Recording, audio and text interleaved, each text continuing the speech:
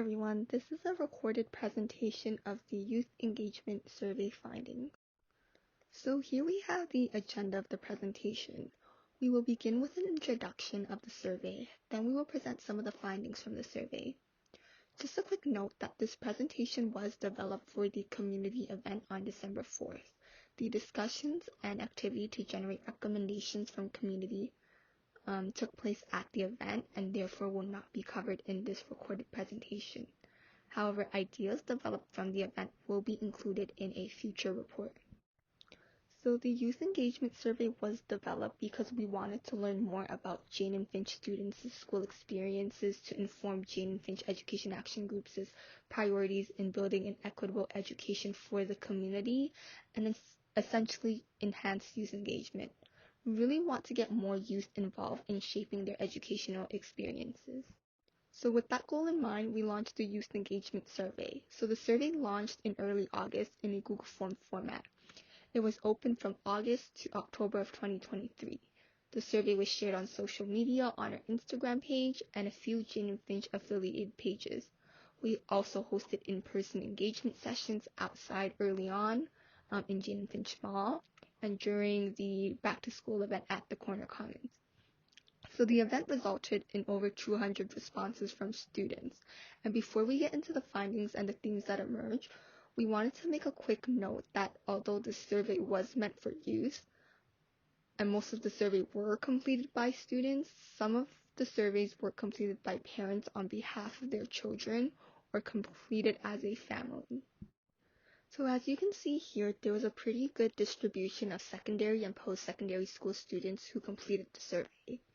57.5% of students were in high school and 42.5% were post-secondary students.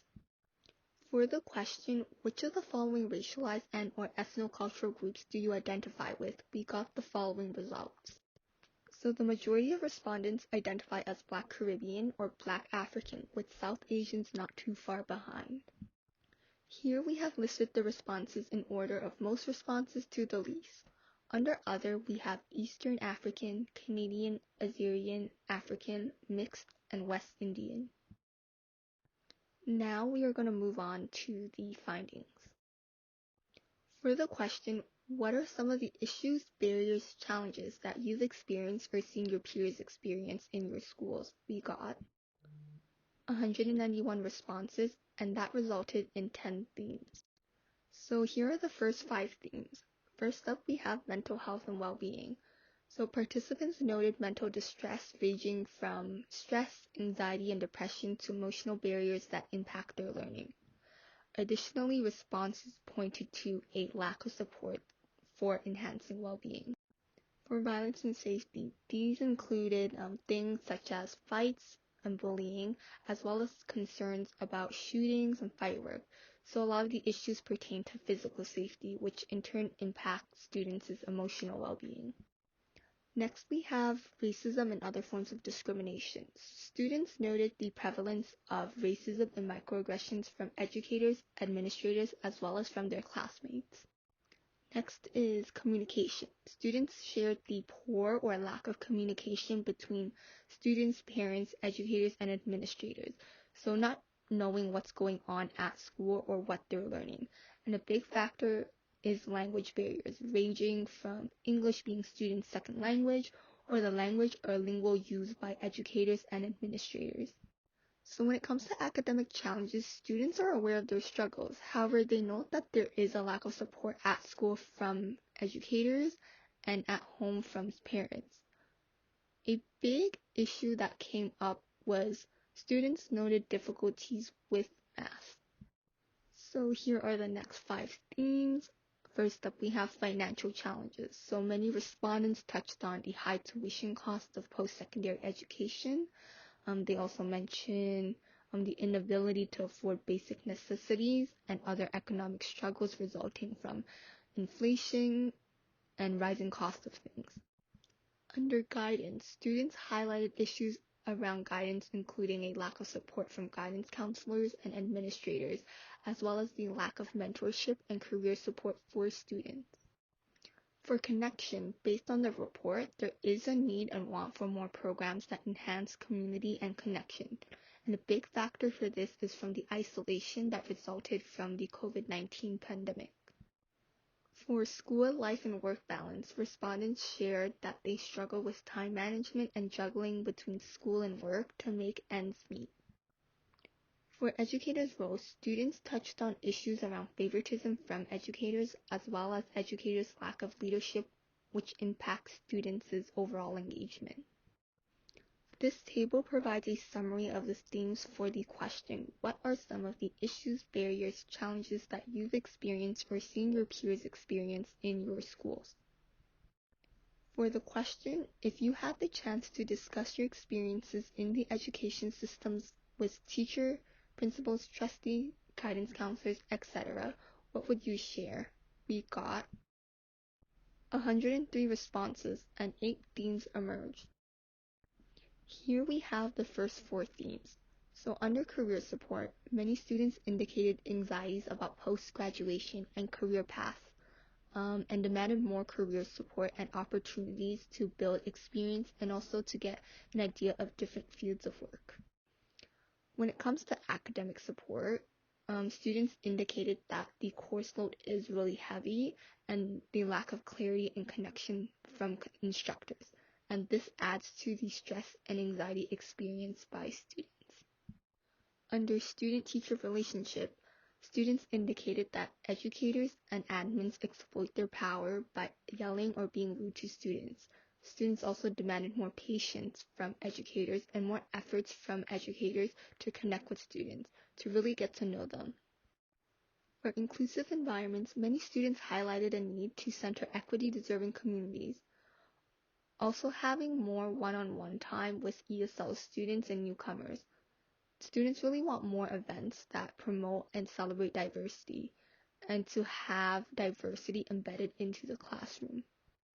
Here we have the next 4 themes. So, mental health and well-being. Again, mental health and well-being is a big issue amongst everyone, but especially prevalent amongst youth.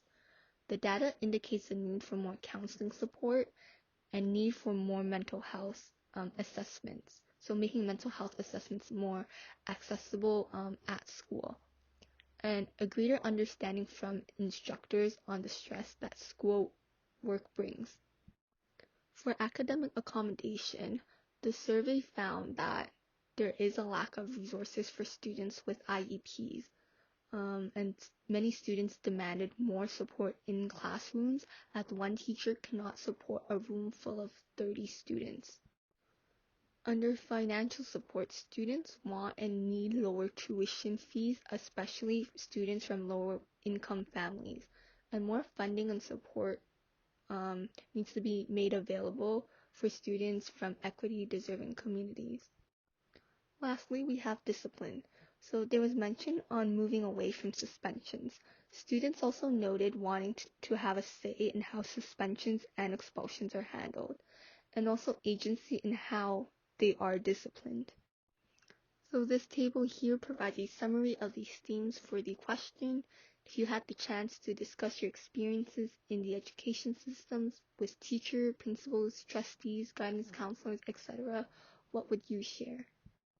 When asked what barriers are preventing you or your family from engaging in your overall school experiences, we found that the top 3 barriers are work, language barriers, and lack of support from school. For the question, if you would like to elaborate on any of the questions above, please share below. We got 80 responses, and that resulted in 4 themes. So first up, we have language and communication. So there's a need for translators and interpreters to be on call. Students also noted that there is a major language barrier between schools and families, which can feel very isolating for students and their families. For work, school, and life balance, many students noted that work gets in the way of school. Many students are unable to go to school because of work and vice versa. For parents' availability, sometimes lack of availability from parents raises suspicions from schools, which can lead to social service getting involved. Many students noted that school events need to better accommodate parents' availability. For student support, many students feel that their schools won't support their aspirations, and the leaders within schools lack understanding on students' needs.